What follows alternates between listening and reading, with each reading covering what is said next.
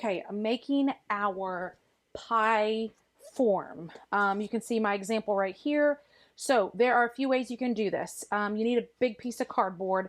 You can use a ruler and measure out the different lengths of the sides, top and bottom. And to make this shape of pie, which I think is a pretty good size, it is 5 inches are the long, all of them. So every long line is 5 inches, and then every short one is 3 inches. And then I went ahead and even labeled them just to remember I need 2 sides, a top and a bottom. And I even made sure I kind of tilted. If you don't want to measure them, obviously the top and the bottom are triangles, then you can always use the template, cut those out, lay them down, trace them with a permanent marker. Other than that, you need some kind of cardboard cutter. I've used these, Clever Cutter. Sometimes they don't work as good as scissors, the way you use them. And then you need some masking tape or duct tape is what I had in front of me. So, and my lines are not very straight because I was tracing my form, but the Clever Cutter has little hooks and you put it in there and you have to hold it tight and then follow the line down and kind of pull. And then I would do the same thing on that line. And sometimes it just gets stuck on those edges. I feel like when you're going against the grain right there, then yes, I have to grab my scissors and do that.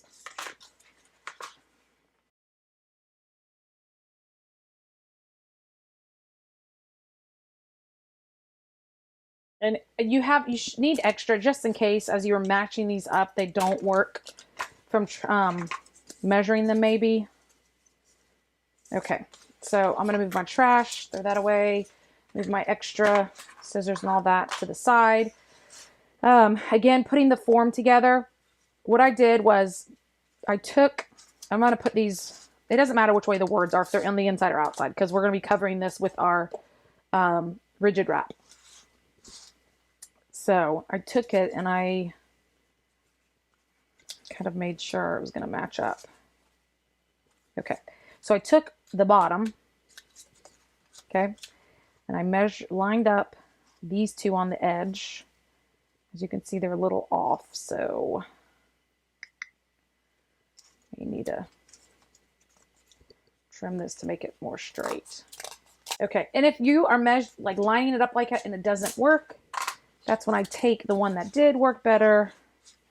I'm gonna lay it down on my extra piece of cardboard. Like I said, you may have to cut more than one piece just to make sure it works. Okay, so get my trash out of the way. Let's see if this works better now. Okay, that's better.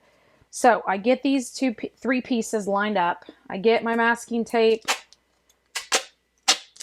making sure it's long enough to go crossed. And then I want to put it, make sure they stay where they're supposed to.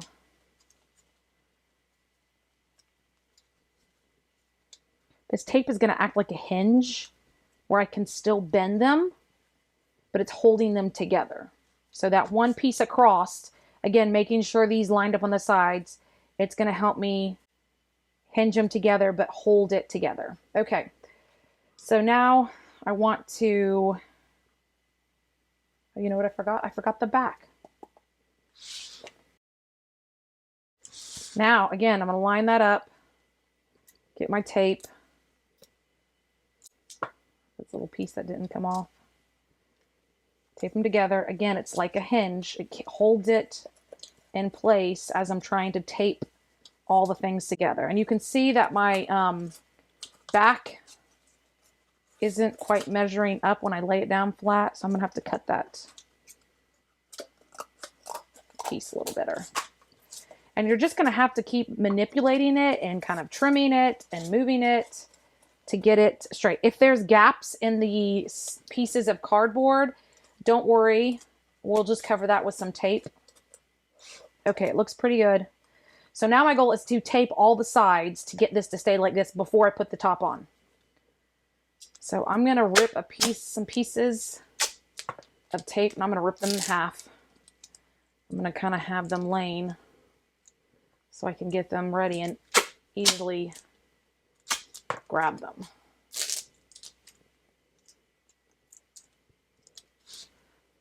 Okay, so my goal is to keep these pointed.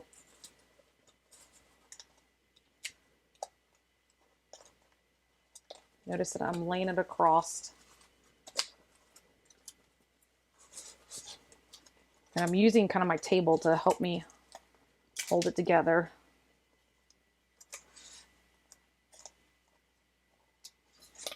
The pieces are long enough, you can.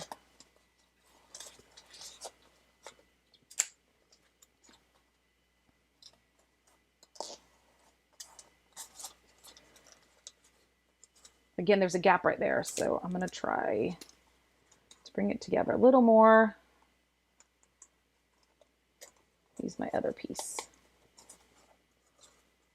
Okay, so once you have it, it should look like that. Now we're going to get the top. Should kind of fit as best possible. Do the same thing, get some tape ready, and then we're just going to tape it all up to reinforce it, to keep it, making sure it doesn't fall apart. And you can see I've just used little bits of tape here and there. So I'm just going to rip a bunch of tape, then make sure it's pretty sturdy before we start adding any rigid wrap on top. Hold the top down.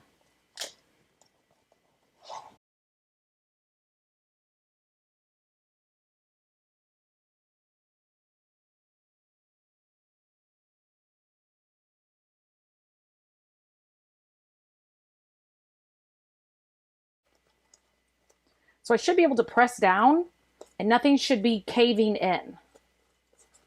Okay. Shouldn't see any really big holes anywhere. If not, I should be pulling those pieces together with tape and securing it. Okay, I feel good about that. So my scissors, my cardboard, that should put cardboard cutter put away. Don't need my tape. Make sure my marker's put away. Get all my pieces of trash. Again, if you have a big piece left, that's helpful to reuse for something else. If not, these little pieces are going to go in the trash can. Last step before we move on is making sure you put your name on your form, because the next time we will be adding the rigid wrap to cover, and it will cover up our name, or we'll find another way to put our name to make it. So we'll add rigid wrap to smooth it out, and then we'll use our Model Magic to add any details like a cherry or icing other than what the one color is on to our cake slice form. Okay, we're going to be working on adding our plaster or rigid wrap to our pie slice or cake slice form. So rigid wrap, if you don't know, this is something you can get off of Amazon. It's plaster cloth. It's kind of like they use to cover your cast if you ever break your arm. So it is, it's great. You can do so many things with it. So that's what I'm using. I already have it cut into different strips over here on the side. It does get quite messy. So when you're cutting it, so just be aware it's going to create a lot of dust. Then next to me, I have a shallow dish of water because you'll need it to get wet. And then I also have a styrofoam plate because this is where my form's going to sit as I'm working on it, just because I don't want it to get stuck onto my surface. So make sure you have something to lay it on. Our name is on the form, but as we cover it, you won't see it. So that's when I'm going to take my permanent marker, take my plate, and then also write my name on my plate. That way I know this is mine. So make sure that you have some way identifying each form as you cover it in plaster, because again, we're covering all this up. So you're going to work in pieces, and be aware as you are dipping them in, you want to pick it up and then you're just going to lay it. I kind of go back and forth. Then I use my scissor fingers, my finger and my 2 fingers, and I kind of just get the extra water off. Yes, you are going to get messy. And then I'm just going to start laying it down and smoothing it out. If you add more water, just use your fingers that are wet to kind of smooth it out. You don't want to dip the actual plaster into water more than once. But again, this is paper we're putting this on, so we don't want a whole bunch of water. And again, I'm just kind of smoothing it out and then moving this plaster all the way around my piece. If it bunches up, I try to get it out and smooth it. And you're going to continue this pattern until the whole thing is covered. You could always take a piece and rip it. It does rip easily. Again, it does make a mess, but if you need a smaller piece, you are able to rip it. And again, you don't want a bunch of lumps and bumps. You want to try to make it smooth. And you can see, I mean, my fingers are already messy and wet, so it's not like I'm getting my fingers messier. They're just already wet and messy, so it's easy to smooth it out. And you can see that one kind of bunched up, so I'm just going to work to get it smoothed out.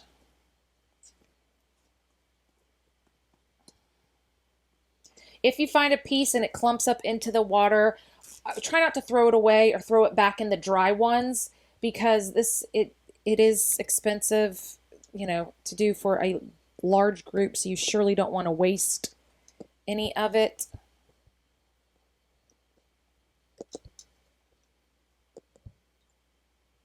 As you can see, I'm just taking some time just evenly smooth out any bumps or lumps with my fingers. You don't need to add water.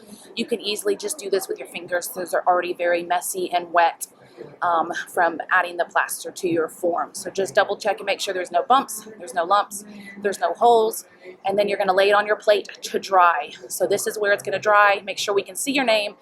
Your hands will be messy. Make sure that you're washing your hands. Please do not dump the dirty water into the sink. The sediment will mess up your sink, so make sure you drain the water, then wipe out the sediment from the container. We don't want to dump it into the sink and ruin the sink.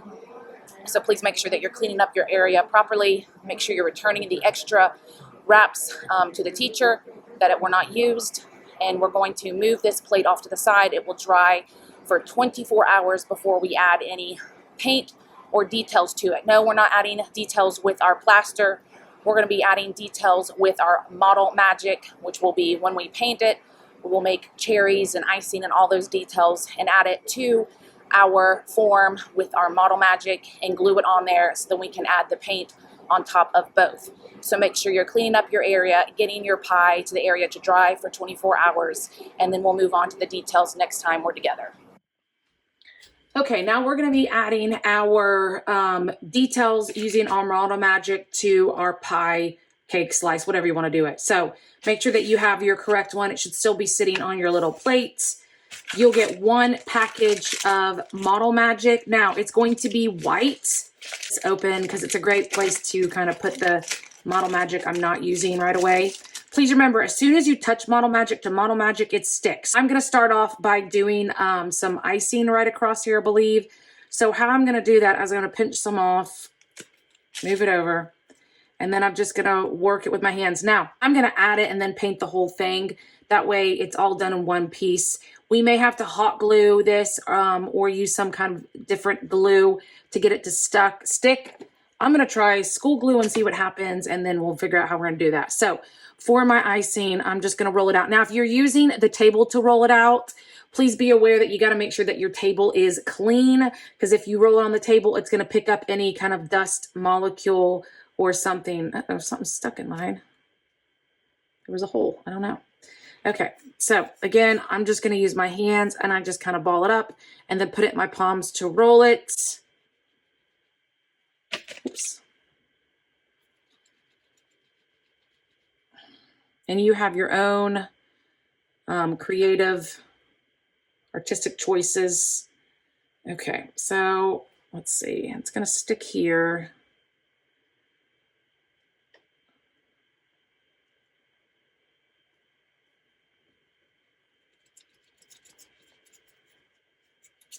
You just got to play with it and create what you want to create.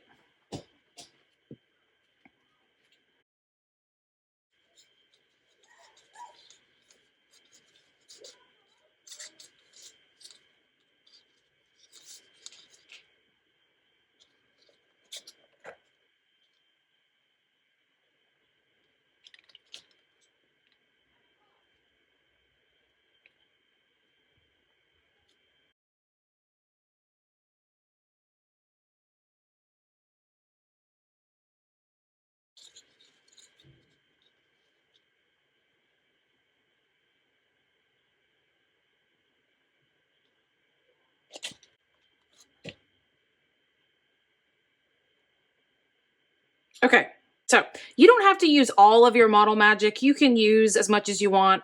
I mean, I try to make it fatter just because I want it to fit this way. And then I wanted to make sure, and I may make the cherry a little smaller. It's like it's the whip is a little much. There we go. That looks better. And again, this is just playing with it, figuring it out. And if you do it before it's colored, if it touches, it doesn't matter because it's all white. You just mush it, smush it, make it. I was going to make a cherry stem, too big. So this little piece, I'm just going to do whatever, throw it away. So again, we'll see how this sticks. I'm going to try glue. And then when we come back to add the color, we'll see if we had to use hot glue or glue and see which one works.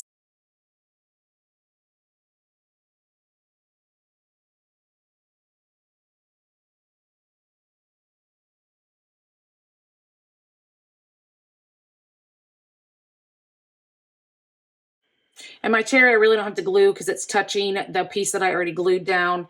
So that's going to stay. So we're going to let this dry and see which one we're going to end up using, the hot glue or Elmer's glue, to see which one actually works. And then when we come back, again, make sure it's back on your plate because this has to all dry before we can add any color.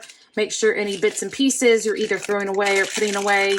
And then we're going to be adding the colors to our cake slice.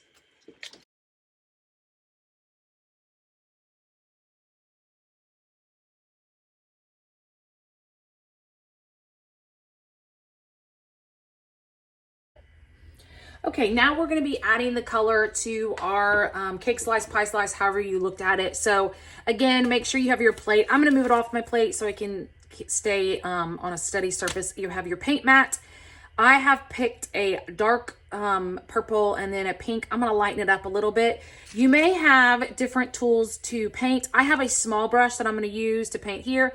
I don't have red. I'm going to have to add red to my palette when I get near the end.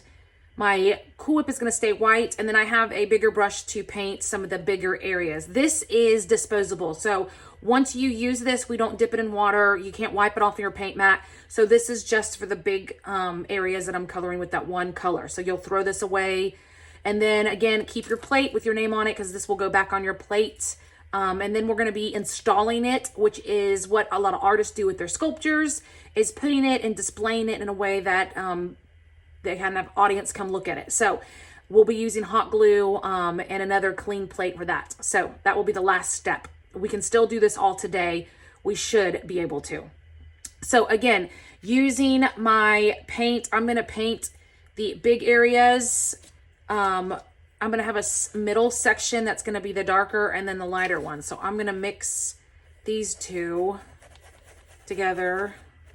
And because yours doesn't have to be pink and purple. It can be whatever color you want. And pink and purple are not even normal food colors, but that's what I'm going with.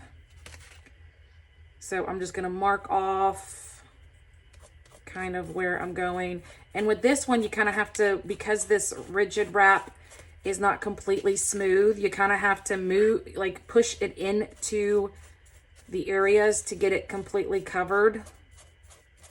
And be careful because if you paint the bottom, obviously, if you lay it on the paint mat, it could get stuck.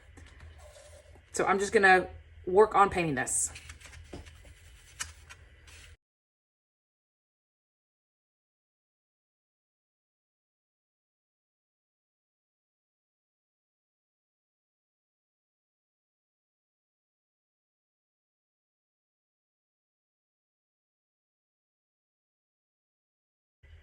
If you notice, I stopped. I don't want to paint the back because this is going to be all icing, which is going to be a different color, darker color. So I just painted the sides and left that inside because that's going to be the same color as the icing. It's not completely even, but as this dries, I can use the darker color to go over that lighter color. Now, because I have this foam brush, it is hard to get up in these little spaces because I don't want to get that icing, but I do have to get it in and worked in. So just make sure that you're working it in so you see less white, more paint. Again, I'm just going to leave this aside because I don't know if I'm done with that color.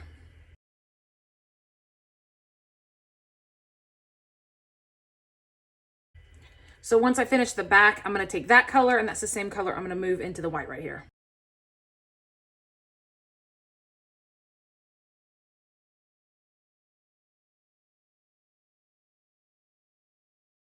Paint the bottom if you want. Again, we're going to install this on a plate, so this part won't see. I do want to make sure I go around the edge, just so that part, as it's on the plate, you don't see, but you do not have to paint the complete bottom. I just want to kind of go a little bit over the edge so you don't see any white. At least I'm going to cover that up with red. Be careful, because as I do your paint mat and I'm moving it around, that's what happens. Okay, I just see a few spots I need to go back with my pink.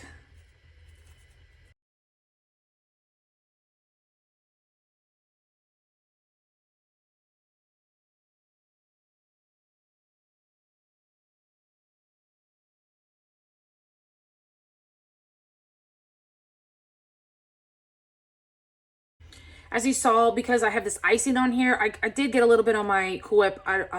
I'll deal with that later, but I wanted to get my small brush all up underneath any of this to make sure that I don't see any white on there. So I'm gonna use the lighter color here, and I may make a new color using the more white. I could even take this and lighten it up with the white to change it to maybe that's what I'll do. And then I'll have to go back and add my red to cover that up. And if you painted your Cool Whip, if you have it more than I did, I'm not gonna worry about the little spot. You could always take a white and add that, or even make it more white. So we'll see what I decide to do with the extra white. But I'm gonna use white and that darker purple to paint this.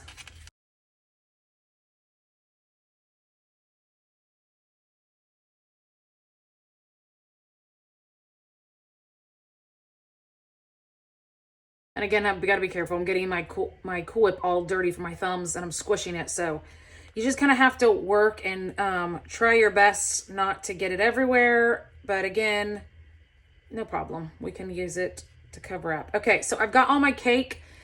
Again, I tried to get in those little spots so I don't see any white. You could have kept that icing white. That probably would have been easier, but I wanted to add a color. So I'm just trying to cover up anything. Okay, I think I'm gonna have to use my white to add it to the Cool Whip. This is where I would have to get a new brush if you don't have water, because I feel like even if I put that into the white, it's gonna mess it up. So let me clean this brush real quick and then we'll jump back into the white. Okay, so my brush is clean. I'm gonna take my white. And I probably should be doing this on day 2 after this color has dried, because it is turning pink still. Even though I've washed my brush, it's just the other paint's wet. So I suggest maybe if you do any white, wait till all this dries. Okay, last but not least is adding the red. So I'm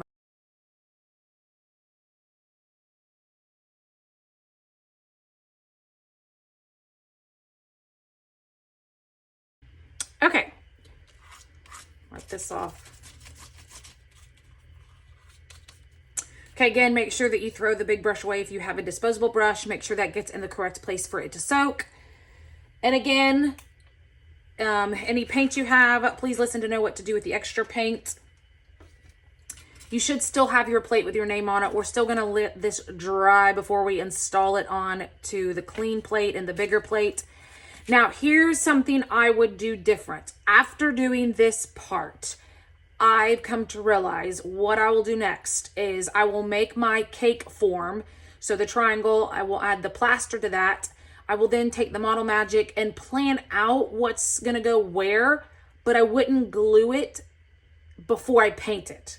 So I would really prefer to have this sitting off here, my Cool Whip to sitting off, and my cherry sitting off in separate pieces. I would paint my cake form, then I would paint this separately, my Cool Whip separately, and my cherry separately. Then I would take, and the school glue did work. The regular Elmer's glue did work attaching the Model Magic to the form. So I would then, after all those pieces dry, I would add them and glue them all on top, or use your hot glue, and then you could all install it once you have all the paint. And the reason I say that is because that dark pink got on my cherry, and it's kind of hard to, you can still see it, My quip is a slight tint of pink because all this was just wet. So that's what I would do differently. We're gonna let this dry on our plate with our name. Then we're gonna come back. Our last step is installing it for our audience to see. Okay, now we're gonna be adding or installing your sculpture. So you should have your completed piece of cake on your paper plate. So this is gonna be trash now, we're done with that. So you have a new larger piece on paper plate. So before we begin, you're gonna flip your plate over and you're gonna take your permanent marker and you're going to write your name on this plate. Please don't forget that, that's very important so we don't get each other's mixed up. Then you're gonna flip it. You're going to figure out where you want it placed, and you get a plastic fork where you want that placed. So it just really depends. I'm going to be pretty simple and easy. So the adult will have to do this part because it's a hot glue gun. And this is the good time if anything falls apart, like the cherry or anything falls off. But all you're going to do is get hot glue on the bottom. Generously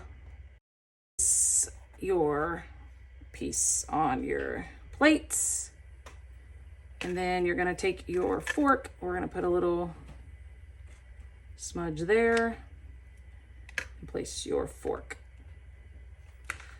and then you have your finished sculpture all installed.